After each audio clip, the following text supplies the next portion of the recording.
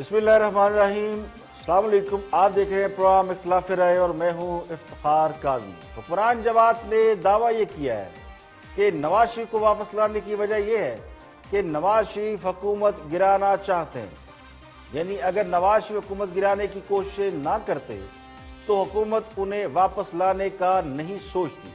नवाज शरीफ आराम से लंदन रहते, पाकिस्तान में उनकी वापसी का शोर ना मचाया जाता। हुक्मरान जमात की तरफ से ये दावा मुलाइका बुखारी ने किया है। वो मोहलत खत्म हो गई है। इवेंट्स के अंदर एक अपडेट भी हो गया है। मुल्क के साबिक वजीर आजम लंदन में बैठकर पाकिस्तान की इलेक्टेड हुकूमत को गिराने की कोशिश भी कर रहे हैं, सियासी एक्टिविटीज के अंदर मुतहर्रिक भी हैं। तो लगता यूं कि अगर नवाज शरीफ आराम से लंदन में बैठे रहते तो पाकिस्तान में उनकी वापसी के लिए शोर ना मचाया जाता। अब एक तरफ तो ये मौकफ के नवाज शरीफ हुकूमत गिराना चाहते हैं और दूसरी तरफ हुकूमत ये कहती है कि मसला हमारा नहीं है, मसला अदालतों का है। अदालतों ने नवाज शरीफ को सजा दी और अब नवाज शरीफ भले चंगे हैं, सेहतयाब है, इसलिए उन्हें पाकिस्तान आना चाहिए। अब सवाल ये है कि हुकूमत ने महज तस्वीरें देखकर ये अंदाजा कैसे लगा लिया कि नवाज शरीफ सेहतमंद है। कोई रिपोर्ट हुकूमत के पास ऐसी है नहीं जिससे हुकूमत ये कह सके कि डॉक्टरों ने उन्हें सेहतमंद करार दे दिया। तो हकीकत में हुकूमत खुद अपनी तजाद बयानी के जाल में उलझती जा रही है। असल मसला वही है कि जेड़ा बोले वही कुंडा खोले। हुकूमत को नवाज शरीफ से डर है कि वो हुकूमत ना गिरा दें, जबकि दावे ये किए जाते हैं कि नवाज शरीफ की सियासत खत्म हो चुकी है। Nawaz Sharif is over, party is over. तो जो शख्स नाहिल हो चुका हो, जिसकी सियासत बकौल आपके खत्म हो चुकी हो और बकौल आपके जिसका कोई फ्यूचर भी नहीं, जो पाकिस्तान में रहता नहीं, उससे डर ये है कि वो कहीं हुकूमत न गिरा दे। तो क्या ये इस बात का इतराफ नहीं कि नवाज शरीफ अगर चाहे तो हुकूमत गिरा सकते हैं? तो हुक्मरान जमात जिस तरह नवाज शरीफ को वापस लाने के लिए शोरो गौवा कर रही है, उससे लगता यूं है कि नवाज शरीफ अगर वापस ना आए तो हुकूमत नहीं चलेगी। नवाज शरीफ को वापस लाने से चीनी फौरी सस्ती हो जाएगी, पेट्रोल 70 रुपए का मिलने लगेगा, आटा, चीनी और महंगी अद्वियात के नाम पर जो रकमें लूटी गई हैं, अवाम की जेब से जो माल निकाला गया है, वो फौरन वापस हो जाएगा। और नवाज शरीफ वापस आ गए तो ज़र मुबादला के ज़खायर बढ़ जाएंगे, सरमायाकारी में इजाफा हो जाएगा। तो कोई ये बता दे कि क्या नवाज शरीफ को वापस लाने से सब कुछ ठीक हो जाएगा? मुल्क की मईशत वो नेगेटिव से पॉजिटिव हो जाएगी?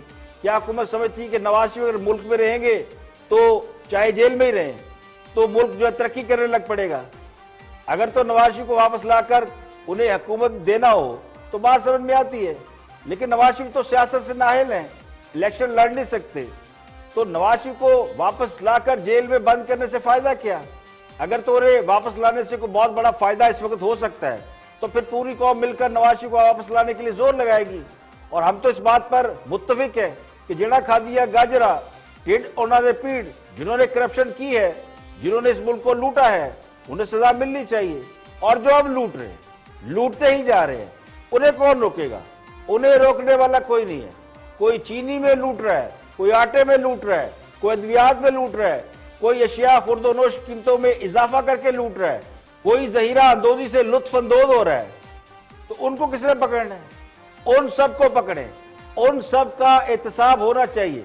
नवाज शरीफ को लाना है जरूर लाए, जो हो चुका है उसका जरूर हिसाब ले, लेकिन हमारा सवाल यह है कि जो अभी हो रहा है, जो खान साहब की नाक के ऐन नीचे हो रहा है, उसे कौन रोकेगा? उसे रोकने वाला कोई नहीं। प्रोग्राम में और भी हम मौजूद शामिल है, देखते हैं हाईलाइट। इसको या करप्शन केसेस को या सीधे साधे कोर्ट केसेस को पॉलिटिकल बना के जब आप पेश करते हैं तो उसकी रिपरकशंस होती हैं। क्या डॉक्टर साहब ये अब साबित करने की कोशिश कर रहे हैं कि हुकूमत के लोग या पीटीआई के वर्कर या पता नहीं कुछ लोग जो हैं वो मुस्लिम लीग नवाज के वर्कर बन के उनके झंडे लेके और वो पत्थर वो फेंक रहे थे क्योंकि उनको जाने की एक मुद्दत के लिए उनकी बेल मंजूर की और उसके बाद ये कहा कि अगर उनके डॉक्टर्स इस बात की इजाजत नहीं देंगे तो फिर जो एक एम्बेसी का अफसर है उसको एक्सेस दी जाएगी उन तक, उनके डॉक्टर्स तक, और वो उनसे मिलकर रिपोर्ट देगा। क्योंकि वो तिब्बी ग्राउंड्स के ऊपर, इंसानी हमदर्दी के ग्राउंड्स के ऊपर पाकिस्तान से बाहर गए थे तो मोहलत देना जरूरी था। हमने उनसे 12 रिपोर्ट्स मांगी, फिर वो हमें सेटिस्फाई नहीं कर सके, तो प्रोसेस है। क्योंकि देखिए यही मीडिया, यही हमारे भाई, यही इदारे, यही लोग कह रहे थे कि हम सियासी इंतकाम करते हैं, तो हमने कहा ठीक है, साबिक वजीर आजम है, मुजरिम जरूर है, मोहलत दे दे। आप देखें कामरान शाह साहब, मामला ये है कि वहां पे अपने इलाज के साथ उन्होंने इनका भी इलाज शुरू कर दिया है। अच्छा, ये हुई इस बात का मतलब क्या है जी? सॉरी मैं आपके जी अपने इलाज के साथ मैं आपको बताता हूँ जी जी। दूसरा ये है, ये 24 घंटे में प्रोड्यूस नहीं हो सकता ना। जब आप मैजिस्ट्रेट के सामने रखेंगे, उसमें तारीख आएगी, लोग जो है वो बाहर चले जाएंगे, रोपोश हो जाएंगे। यहाँ तो लोग जो पकड़े गए हैं वही सामने नहीं आते, तो इतने बड़े लोगों को आप कहाँ से पकड़ते फिरेंगे? अब नवाज शरीफ जो है उस वक्त यही बातें हो रही थी कि इनको लाजमन बाहर भेजें, वरना इनको कल जो है 24 घंटे में इनका साथ पता नहीं क्या हो जाएगा। अब वो वापस ही नहीं आ रहे। इसी तरीके से जब भी बड़े लोगों के खिलाफ इस तरह के मुकदमात आएंगे, तो सर्टिफाइड झूठे तो आप लॉस एंजलिस की कोर्ट में भी थे, let's not get into that. पर चले, नहीं झूठ की बात है ना, ऑपरेटिव वर्ड भी झूठा। तो अगर उन्होंने ये किया तो इनकी पतलून के दायरे में रहे। नहीं, मैं बड़ा कुछ उतारूंगा तुम्हारा सर। नहीं, मैं बड़ा कुछ उतारूंगा, मैं तुम्हारा बड़ा कुछ उतारूंगा। तमीज के दायरे में रहो, तमीज के दायरे में रहो, तमीज के दायरे में रहो। मैंने लॉस एंजलिस की हाईकोर्ट की बात सर। अब खबर आपसे डिस्कस करते हैं। बीआरटी की एक बस ने कल खुदसोजी कर ली। अब पता नहीं पटवारियों के ताने सुन के खुदसोजी की है या फिर कई साल बस डिपो पर तन्हाई का गम बर्दाश्त करने के बाद उससे ये वारफ्तगी बर्दाश्त नहीं हुई। यानी बीआरटी की एक बस को कल आग लग गई। तो लगता यूं है कि बीआरटी मंसूबे को किसी की नजर लग गई है। 6 माह में यह मंसूबा पूरा होना था, लेकिन केपी के हुकूमत ने 7 साल लगा दिए, एक मंसूबा बनाया, लेकिन उसका भी तिया पांचा हो गया। अब ये 3 साल लगे इस मंसूबे को बनने के लिए, और इसे दूसरे सूबों की निस्बत कम कीमत में बनना था। मेट्रो पेशावर बनाने का जो दावा किया गया था, उसके पीछे जो ऐलान था, जो मकसद था, वो ये था कि बाकी सूबों में पिछले हुकूमतों ने बड़े महंगे मेट्रो मंसूबे लगाए और हम एक सस्ता और जल्दी लगाएंगे, लेकिन ये मंसूबा कई गुना ज्यादा कीमत पर बना। कभी सड़कें तंग, कभी डिजाइन में खामियां, कभी अदालतों में पेशियां, लेकिन अल्लाह अल्लाह करके चंद रोज कबल खान साहब ने इसका इफ्ताह कर ही दिया, इसका फीता काट दिया। तो डिपो पर जो बसें खड़ी थी उनकी रुखसती हो गई। घूंघट कुशाई पर आवाम ऐसी पागल हुई कि तोड़ फोड़ के मनाजर देखिए, सीटें फाड़ दी, बिल्कुल किसी फिल्म के पहले शो की तरह ऐसा रश पड़ा और डब्बा डब्बा का शोर मचाकर फिल्म को फ्लॉप करार दे दिया और बसों की सीटें तक फाड़ दी। 2-3 रोज पहले ही एक हादसा हुआ, यानी बसों ने आपस में बिछड़ी बहनों की तरह मिलना शुरू किया। कभी कहीं टकरा गई, कभी कहीं टकरा गई, लाइनें लग गई, मुसाफिर बेचारे बसों से उतरकर पैदल घरों को गए। तो कल इसी गम में एक बस की छत पे लगी बैटरी में आग भड़क उठी, तो पूरी बस जलकर खाक हो गई। अगर आपको बीआरटी के मनाजर दिखाए तो लगता यूं है कि बीआरटी को भी खबरों में रहने का चस्का लग गया है। कोई दिन ऐसा नहीं कि बीआरटी मंसूबे के हवाले से कोई खबर मीडिया में न चल रही हो। तो बीआरटी के अक्सर स्टेशनों की छतें वो बारिश के बायस लीक कर रही है। अगर आपको मनाजर हम दिखा सके तो ये देखें, ये बीआरटी की एक स्टेशन है जहां छत से फुहार बरस रही है। तो ये हाल है। तो मेरा तो केपी की हुकूमत को मशवरा ही है कि केपी की हुकूमत को चाहिए कि वो इस मंसूबे की किसी से नजर उतरवाए। इसे किसी की नजर लग गई है, या किसी नेक पीर फकीर से दुआ कराएं। कभी बसें टकरा रही हैं, कभी छतें टपक रही है, कभी बसों में आग लग रही है, और खुदा ना खास्ता किसी की जान का या किसी का जानी नुकसान भी हो सकता है। तो उससे पहले इसके लिए कोई ना कोई सेफ्टी मेजर जरूर लेने चाहिए। यहाँ पे लेंगे एक ब्रेक, और ब्रेक के बाद जब वापस आएंगे तो और भी हम मौजूदात आपके साथ शेयर करेंगे। हमारे साथ रहिए।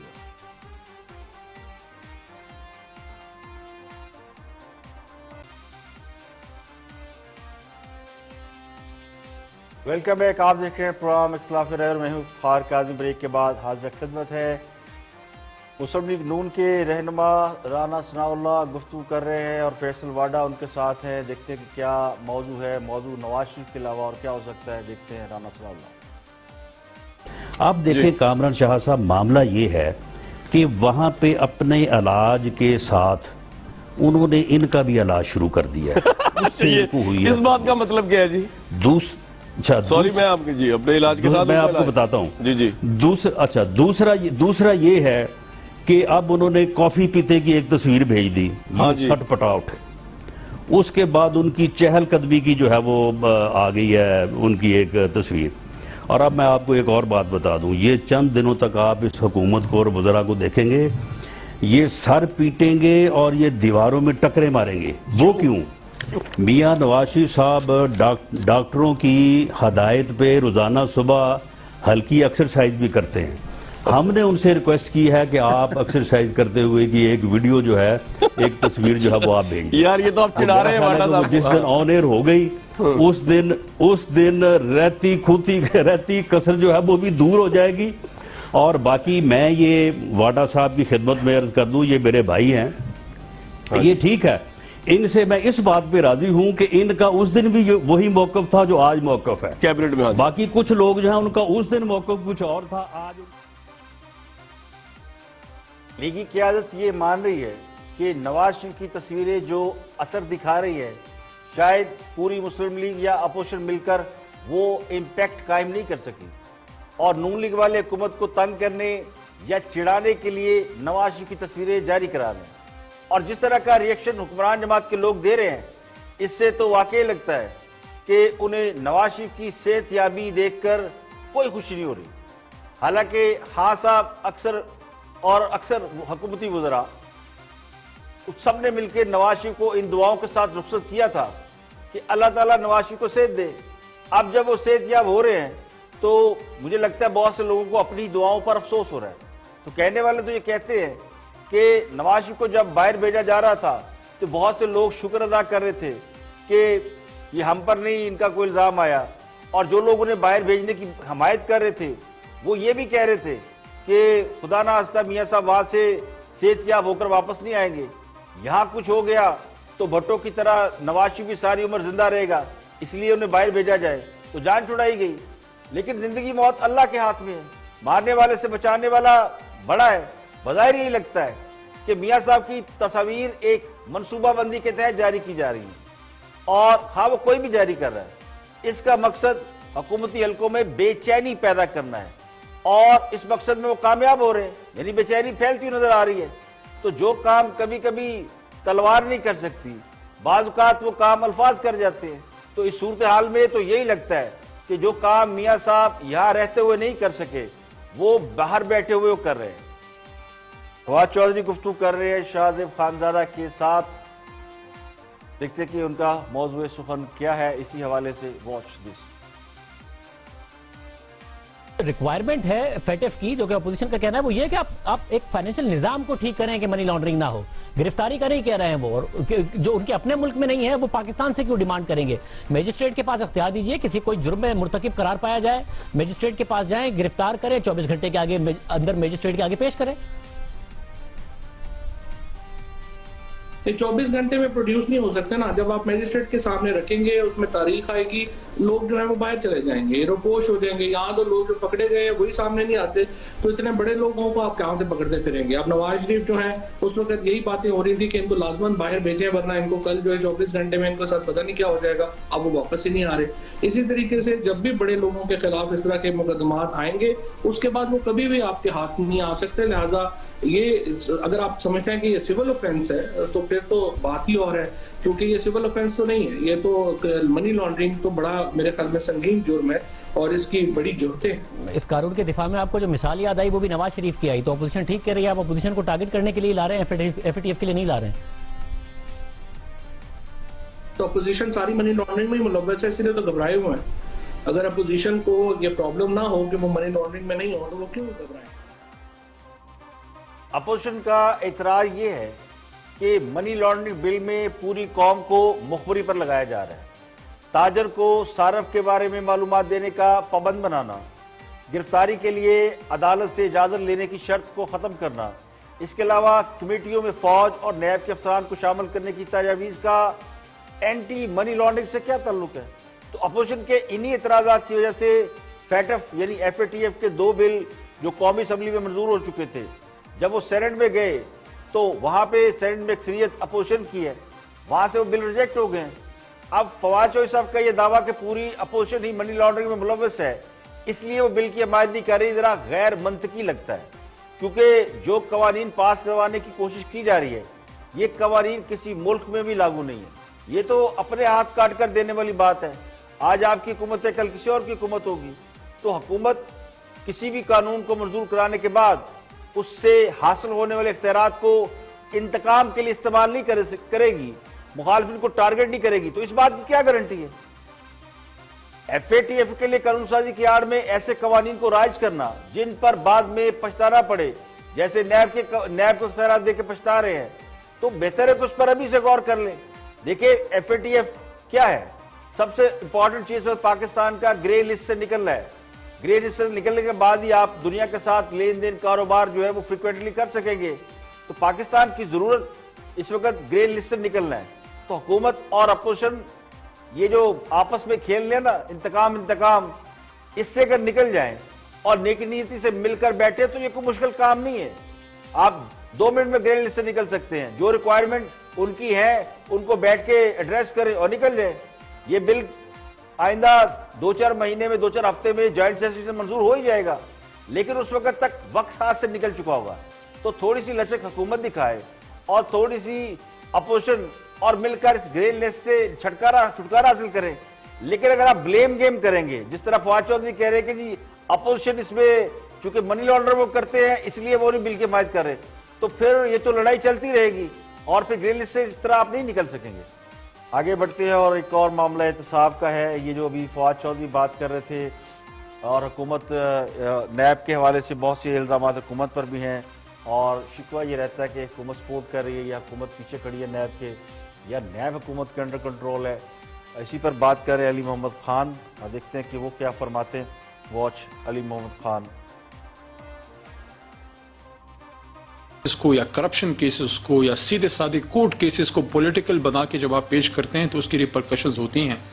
क्या डॉक्टर साहब ये अब साबित करने की कोशिश कर रहे हैं कि हुकूमत के लोग या PTI के वर्कर या पता नहीं कुछ लोग जो हैं वो मुस्लिम लीग नवाज के वर्कर बन के उनके झंडे लेके और वो पत्थर वो फेंक रहे थे? क्योंकि आप चूंकि वहां थे आपने देखा होगा कि पुलिस ने रिटेलिएशन में पत्थर उठाए, हालांकि उनको नहीं उठाने चाहिए, हालांकि उनको मौजूद था। मुझे जब इजाजत देंगे तो मैं आपको बताऊंगा गाड़ी पे पीछे लटके होंगे पत्थर हाथ में। मैं आपको बताता हूं ये है कि let's come to the bigger, लेकिन एक सवाल पूछूं, let's come to the bigger picture. ये शहबाज शरीफ साहब का, मैं अगर आपकी इजाजत एक सवाल पूछूं, मरियम नवाज के जो नैब की आपने पेशी कराई थी, मुझे लगा था कि सियासी एतबार से बहुत गलत फैसला था। आपने घर बैठी हुई बंद किया हुआ, बिला वजह शो चले आपकी राय है। अब आप उस पर अगर 780 लगाएंगे तो आप उसको दोबारा से इंसाइट कर रहे हैं और ट्रबल को इनवाइट कर रहे हैं। क्यों कर रहे हैं? क्योंकि वो समझते हैं ट्रबल कोई चीज ही नहीं, हम मारेंगे, उसको स्ट्रांगली रिफ्यूज करूंगा, दबा देंगे। लेकिन वो कह रहे हैं 780 पे हो गया मरियम, हो गया सलीमुल्लाह जी, हो गया कल हमें तो यही टीवी सलीमुल्लाह कलीमुल्लाह वो आप कह लेंगे, लेकिन 780 ये कह रहे हैं मरियम पे हो गई है। मैं जवाब दे दूं। देखें आपकी इस बात को मैं यकसर रद्द करता हूं। आपने अभी अर्ज किया कि आपने मरियम नवाज साहिबा की पेशी लगाई। हम नैब नहीं है, हमारे हम नैब नहीं है, हम कोई इमरान खान कोई नैब के चेयरमैन नहीं है। और मैं आपको दूसरी भी बात बता दूं, अगर सही तगड़ा एहतसाब होता ना तो सही मानों में बहुत से, आप समझ गए मेरी बात, तो नैब अपने फैसलों में नैब अपने फैसलों में आजाद है मेरे ख्याल में। हमसे असल अफसोस तो इसी बात का है कि एहतसाब तो हो ही नहीं रहा, बाकी सब कुछ हो रहा है। एहतसाब के नाम पर कौम को ट्रक की बत्ती के पीछे लगाया हुआ है। कौम असल एहतसाब की ख्वाह है। कोई भी ये नहीं चाहता और कोई भी ये नहीं कहता कि करप्ट लोगों को माफ कर दिया जाए, उन्हें पकड़ा ना जाए, उन्हें सजाएं ना दी जाए, उन्हें एक्सपोज ना किया जाए, मगर ये काम तो हो ही नहीं रहा। तो असल रोना तो इसी बात का है कि अगर आप किसी पर 300 अरब रुपए की करप्शन का इल्जाम लगाते हैं तो फिर उन्हें उन पर से 300 अरब रुपए की करप्शन साबित करें। उन्हें सजा उकामे पर दे दी जाती है, यानी कत्ल का मुकदमा बनाकर मुर्गी चोरी साबित करने चल पड़ते हैं और वो भी साबित नहीं कर पाते। अली मोहम्मद खान ने बिल्कुल ठीक कहा है कि सही और तगड़ा एहतसाब होता तो सूरत हाल मुख्तलिफ होती। तो हम भी तो यही कहते हैं कि ना एहतसाब सही हो रहा है ना तगड़ा हो रहा है, बस मुखालिफिन को रगड़ा हो रहा है। हुक्मरान जमात लाख इस बात से इनकार करे कि नैब पर उनका कंट्रोल नहीं है, तो फिर कंट्रोल किसका है ये सबको पता है, और किसके कहने सुनने पर ये सब कुछ हो रहा है वो भी सबको मालूम है। नैब किस तरह पॉलिटिकल इंजीनियरिंग और आर्म ट्विस्टिंग करता है, वो किसी का बयान छोड़े या अपोजिशन को भी छोड़े, वो सुप्रीम कोर्ट अपने फैसले में बता चुकी है। तो आप लाख इनकार कर लें कि नैब पर कंट्रोल नहीं है, ये कोई नहीं मानेगा। लेकिन इसके बावजूद भी किसी को सजा नहीं दिला सके, किसी पे लगा हुआ इल्जाम जो है वो साबित नहीं कर सके, तो हम तो कहते हैं तगड़ा हिसाब करे, जो इल्जाम लगाए वो साबित करें। यहाँ पे लेंगे एक ब्रेक, और ब्रेक के बाद जब वापस आएंगे और भी हम मौजूद आपके साथ शेयर करेंगे।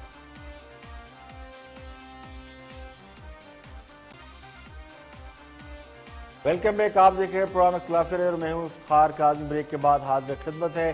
सीपैक के हवाले से एक बार फिर मुतजाद खबरें ज़ेरे गर्दिश है, और खबरें ये कि हुकूमत इस हवाले से एक नई मुश्किल में गिरफ्तार हो गई है। सऊदी अरब की नाराजगी के बाद अब चीन की सरमायाकार कंपनियां भी पाकिस्तान से नाराजगी का इजहार कर रही हैं। अखबारी इतलात के मुताबिक सीपैक के तहत जारी मनसूबों के लिए चीनी कंपनियों और बैंकों की जानिब से सरमायाकारी में रुकावट आ गई है, यानी आगे कुआं है और पीछे खाई है। बज़ाहिर तासुर यही है कि सीपैक पर काम की रफ्तार तेज करने पर अरब ममालिक खुश नहीं है, और दूसरी तरफ जिन पर तकिया है वही पत्ते हवा दे रहे हैं, यानी चीन भी खुश नहीं है। लेकिन chairman CPEC general tax Asim Salim Bajwa इसकी तरदीद करते हैं। वो कहते हैं कि जी पिछले 2 माह में चीन की तरफ से भारी सरमायाकारी हुई, जबकि अखबारी रिपोर्ट्स के मुताबिक जो अखबारात में शाया हुआ है उनके मुताबिक चीनी कंपनियों और बैंकों ने करप्शन और किकबैक के हुकूमती इल्जामात की वजह से सरमायाकारी रोक लिया। अखबार ये कहता है, बिजनेस स्कॉलर की ये रिपोर्ट है कि साबिक वज़ीर आला पंजाब शहबाज शरीफ और सीपैक के निगरान जो वजीर थे उसमें लुक आफ्टर करने वाले यानी एहसन इकबाल वजीर मनसूबाबंदी थे, वो उन पर चीन के साथ जारी मनसूबों में किकबैक और कमीशन लेने के हुकूमती इल्जामात ने चीनी सरमायाकारों में शदीद तहफ़्फ़ुज़ात पैदा कर दी हैं। और चीनी कंपनियां और बैंक जो इन्वेस्टर्स हैं वो ये समझते हैं कि चीनी मनसूबों में पाकिस्तानी सियासतदानों पर जो मनी लॉन्ड्रिंग और किकबैक लेने के इल्जाम लगाए जा रहे हैं, वो इल्जाम दरअसल बराह रास्त उन बैंकों और कंपनियों पर लग रहे हैं। अगर किसी ने किकबैक और कमीशन ली है तो इन्हीं बैंकों और कंपनियों से ली होगी, तो क्योंकि ये मनसूबे फाइनेंस कर रहे थे। अगर रिश्वत और किकबैक लिए और दिए गए तो इसका मतलब ये है कि लेन देन में चीनी हुकाम भी शामिल है। और आपको पता है कि चीन में करप्शन पर बहुत बड़ी सजा है, इसलिए चीनी कंपनियां और बैंक पाकिस्तान में सीपैक के तहत चलने वाले मनसूबों से अब तहफ़्फ़ुज़ात का इजहार करें। तो वज़ीर ख़ारजा शाहबाज़ कुरैशी का जो हालिया दौरा चीन है, तो शाहबाज़ कुरैशी ने चीन में भी इस बात का शिकवा किया कि चीनी कंपनियां और बैंक खुलकर पाकिस्तान में इन्वेस्टमेंट नहीं कर रहे, जबकि पाकिस्तान ने सीपैक को अपनी तरजीहात में शामिल करके कई ममालिक के साथ ताल्लुकात को खराब कर लिया है, जिनमें सऊदी अरब सरफहरिस्त है। तो 2 बड़े मुल्क यानी चाइना और सऊदी अरब के साथ लगता है माशी मामलात में कोई रुकावट, कोई खराबी जरूर आई है। चीनी कंपनी और बैंक चीनी मनसूबों में करप्शन के इल्जाम पर नाराज हैं, और सऊदी अरब की नाराजगी तो 2-3 वजूहात की बुनियाद पर है। नवाज शरीफ को रिहा करने पर अलग नाराज हैं। इसके अलावा अमरीकी ब्लॉक जिसमें अमरीका, सऊदी अरब और यूएई शामिल है, वो सीपैक को प्रायोरिटी देने पर नाराज हैं। तो एक और इम्तिहान हमारा FATF है, उसकी शराइत को पूरा करना और ग्रे लिस्ट से निकलना है। तो खासी मुश्किल में लगता है कि ये मामला अब मॉरिशस से जुड़े हुए हैं, इन्वेस्टमेंट, और फिर खासकर चाइना और सऊदी अरब अगर दोनों पीछे हटते हैं तो मुश्किलात बढ़ती हैं। लेकिन chairman CPEC authority Asim Salim Bajwa ने आज एक ट्वीट के जरिए इन इतलात की तरदीद भी की है और हौसला भी दिया है कि चीनी सरमायाकार या बैंकों ने या चीनी कंपनियों ने पाकिस्तान में जो सरमायाकारी वो रोकी नहीं है। आसिम सलीम बाजवा कहते हैं कि पिछले 2 माह में कई अहम मनसूबे ML1, ML2 पावर प्रोजेक्ट और कोल पावर प्रोजेक्ट, ये 3-4 प्रोजेक्ट आज उन्होंने बताया कि उसमें चाइना ने सरमायाकारी की है। तो अच्छी बात यह है कि अगर सरमायाकारी नहीं रुकी है और पाकिस्तान प्रायोरिटी में ला रहा है सीपैक को, तो ये अच्छी बात है। लेकिन अगर रुक गई है तो फिर यकीनी तौर पर मामला जो है मुश्किलात की तरफ जा रहा है। आगे बढ़ते हैं और गुफ्तगू कर रहे हैं टू द पॉइंट में शहबाज गिल, उनके साथ अता तारड़ है। देखते हैं कि मौजू क्या है। यकीनी तौर पर अपोजिशन हुकूमत जब मिलकर बैठते हैं तो फिर मौजू को रहता नहीं। देखते हैं, वॉच। झूठ तो फिर वजीर आजम ने बोला ना, सर्टिफाइड झूठे तो वो हुए। उनका एक झूठ बाहर की अदालत में भी मौजूद है जहां से वो भागे हुए, वो चंद साल पहले का है।